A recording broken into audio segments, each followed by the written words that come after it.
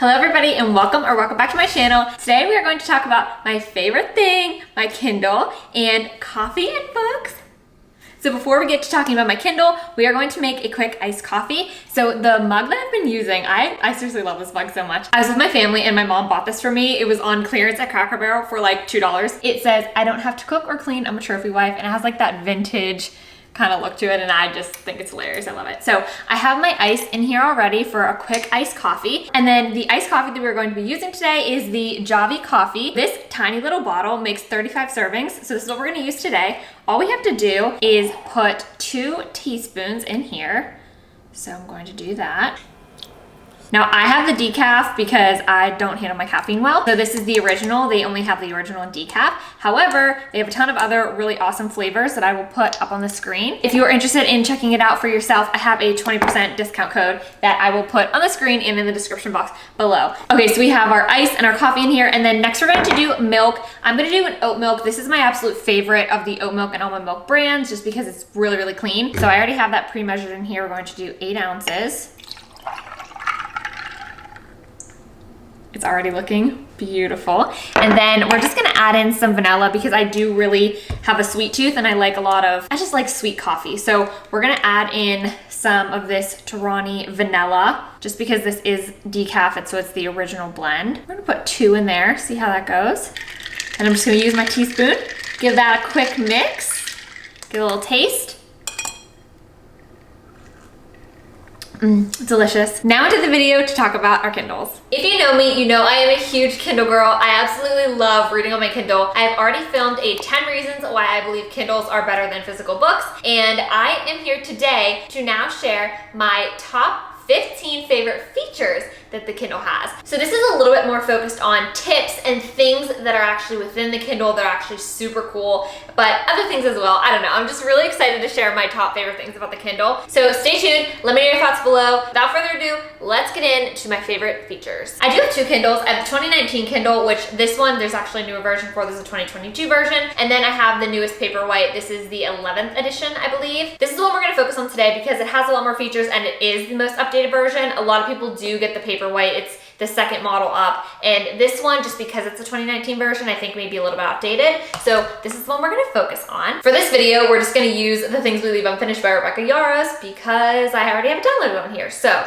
that doesn't really matter too much for your purposes. So anyways, the first feature that the Kindle has that I absolutely love is the dictionary. I love this feature so much because I feel like a lot of times when you're reading books, or like when I was reading books before and there were words that I didn't know, you can typically use context clues and you don't really need to know what it means. Like you can kind of just like get the general idea and then move on. And I do think that's good for your learning, but I also think it's really good for your learning and just understanding the book when you actually look the word up. So a lot of times when you're reading a book, you don't want to just like stop and then pick up your phone and then look it up in the dictionary, because a lot of times then you get distracted. It's kind of just a hassle, and I feel like a lot of times you just skip over it. But with the Kindle, it makes it so easy. And I probably shouldn't have picked this book because I actually haven't read it yet, and I was like skipping through trying to find a word that like wasn't an obvious word to show this to you, and I was already seeing things that I probably didn't want to see. So I'm just gonna pick fluorescent. Obviously we know what fluorescent means, but it's like a kind of like bigger words, a longer word. So that's what I found so far. Anyways, let me get up close and personal.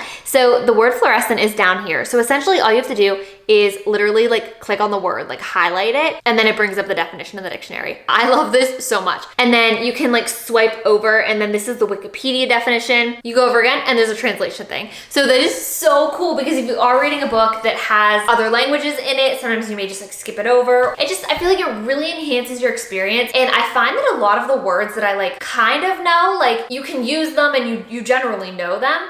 I find that I still will hit this just to get a better understanding of what the word actually means. And I've actually caught myself using some of the words that I've looked up on my dictionary in real life, and you can kind of see it on people's faces, like when you use a word that's not a word you would typically use, or like not a word that's just like a common word in language. Like you can kind of see it on people's faces. It's like kind of fun. It's like, oh, I'm a reader. Like I learned something from my books. Plus, if you really want to take this a step further, you can go here up in the corner, click on this, go down to Vocabulary Builder, and you can actually see the words that you have looked up yourself, and then just like other words that it thinks that you may not know, and then you can like do flashcards, and it's just super cool. A little nerdy, but super cool. The second one's a pretty obvious one. This is literally called the Kindle Paperwhite, but it actually looks like paper. And then by pulling down on this menu right here, you can adjust the brightness. You can make it a lot brighter or a lot less bright. And you probably like can't see that super well coming through on the camera, so I won't like mess with it too much, but that's what it looks like. And so when you're reading outside versus like at night, it's like really cool to do that. And then warmth, so you can make it like a lot more yellow to protect your eyes, like however you want to do that.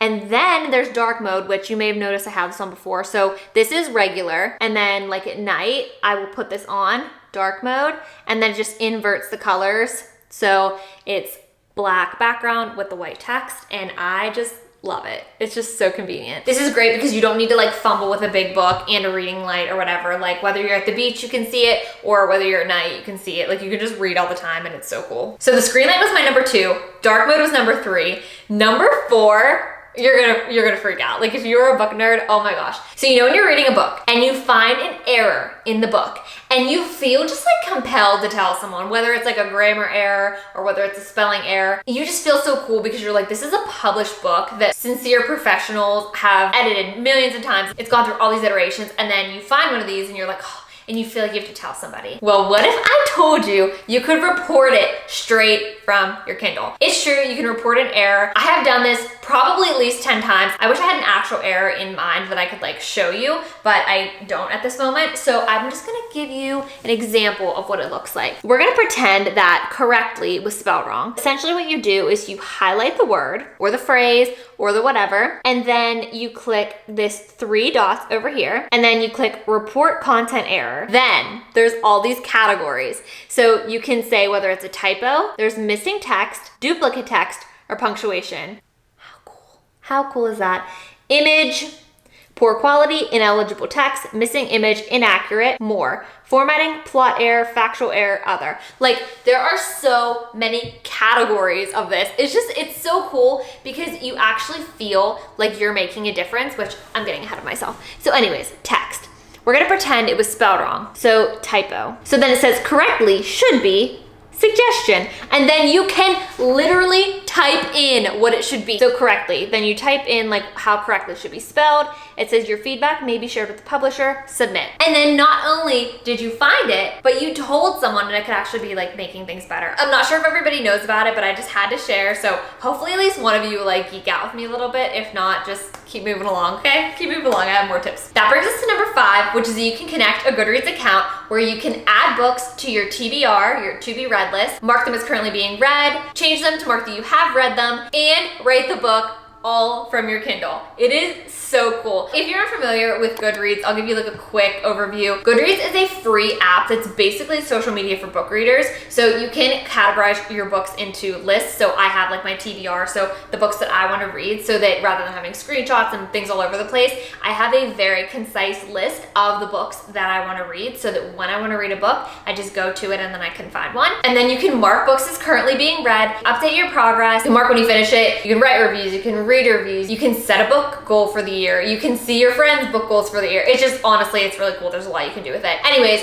so you can connect it straight from your Kindle. Basically, the way that you're gonna do that is when you're in your library. So this is what my library looks like. You hit the 3 dots up here and you click Goodreads. Okay, so because mine is already connected, it's just bringing up recommendations that it has for me. So here's some suggestions based on your ratings. See a book you'd like, tap want to read. So that's a great example because, all right, say I see this book, Running with Scissors, okay? I'm not even sure what this book is, but say I click want to read, it will automatically add it to my TBR list. And then if I say I already read it, then I can like rate the book. So there's a lot you can do with it. It's super cool, but I just wanted to show you that you can connect it straight from here because again, it's just one other reason why you don't need to pick up your phone. You can just rate the book and move on if you want to keep reading. Number 6 is that you can make collections of books. This is why my library looks like this. So rather than you seeing like all the pictures of the books that are in it, you can just create collections. So basically, each one of these folders has books housed within. So the one that says Savannah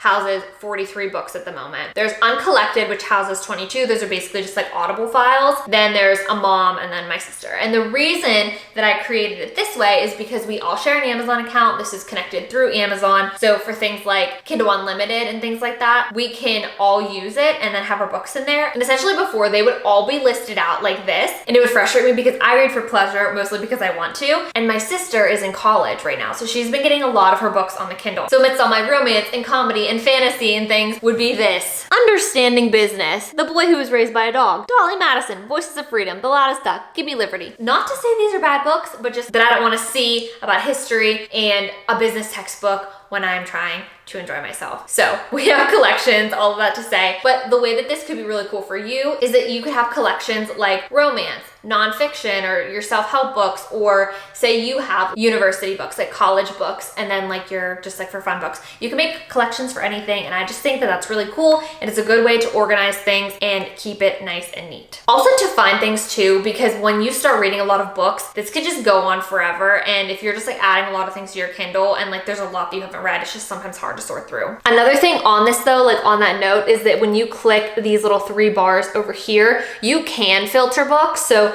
you can filter by the status: downloaded, unread, read, type, book, samples, documents, Audible, and your programs. So like you can sort. So there are ways to do that. Number 6 is so fun. We are moving away from the features for 1 second to talk about how fun it is to customize your Kindle. Now I will say I do have some work I need to do on this, but basically with the physical book, there's only so much you can do. I know that people have cool stamps like from the Library of your name, like from the Library of Savannah, and I think that those are super cool. So there's some things you can do with books, but what I love about Kindles is that people get so creative. You can show all of your interests on the outside. So basically, stickers, cases, pop sockets. What I have going on here is I have a clear case, and so then you can put stickers inside. So currently I just have this one that says Hot Girls Read, and then I have Alice in Wonderland just because I think it's like fantasy and taking you to another land, so I just like think this is a cool thing to have on the back. But people will buy sticker packs and they will like cover the whole thing in like a collage, and then you can put a pop socket right in the middle. This I actually put the pop socket just straight on because I really like how thin this Kindle is. I just didn't want to add anything to it. And if you don't have a pop socket on your Kindle,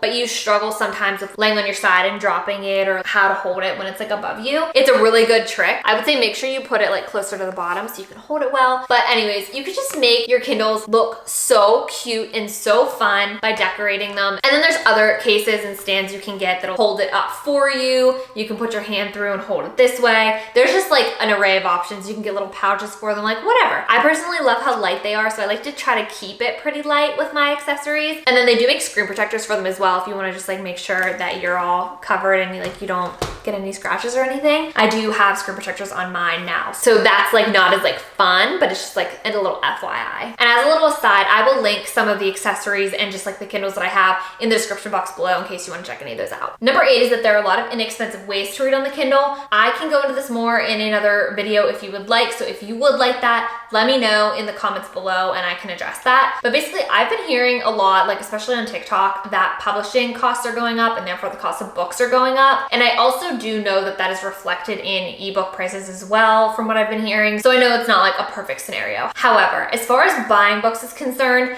typically the Kindle books are cheaper. So just like outright buying them from Amazon, it is cheaper to get the ebook rather than the actual hard copy in most cases. But what I like to do personally is I like to use the app Libby, and that is just like your library. So instead of going and actually picking up a book at the library, this is the way to do that on your electronics. So you're allowed to do 10 holds at a time. So at all times, I just like have my holds maxed out because a lot of the really popular books that I like to read will have longer wait times. And I just, when they're ready, if I'm not ready for them, I'll just like snooze them. So I think that's super cool. And then Kindle Unlimited, I believe just went up. It was $10. I think it's more like $12 now, but there are excellent books on Kindle Unlimited. The Rebecca Yarros one that I was like using it as an example is on there.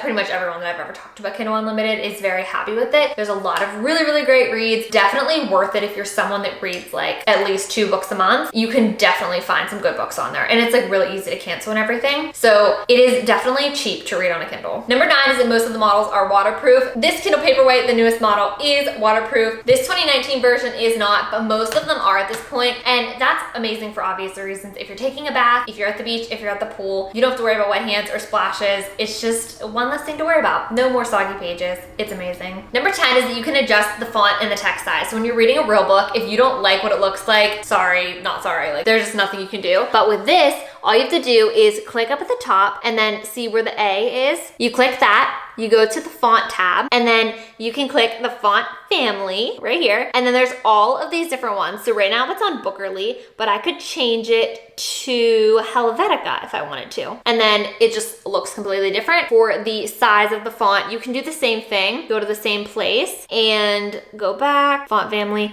So you can make the text bold, more bold if you want. You can change the size of the text. So it's at 8, you can put it at 12. You can make it really big. But you can also just do that here by like scrolling and making it big. And this is just really cool because of like general vision, just like on your phone, like if you need the text to be bigger, it can get big. It can get very big. But if you want it to be small and you want to be able to see a lot of words at a time and that's like extremely annoying to you, well then it can get way smaller than a normal book. You can read a lot on the page at a time. So it's just really convenient because it's really customizable. You can just really let your preferences be known, and I absolutely love that because this is your reading experience. So it should be the way you want it to be. Number 11, and I love this, is all about progress. We love progress when we're reading a book. We love seeing where we're at. But when you're reading a physical book and you are flipping through to see how many pages are left, sometimes you see things you accidentally don't want to see. So with this, all you have to do is click on the bottom in the left corner and it tells you the page that you're on. So we're on page 11, then you click it again.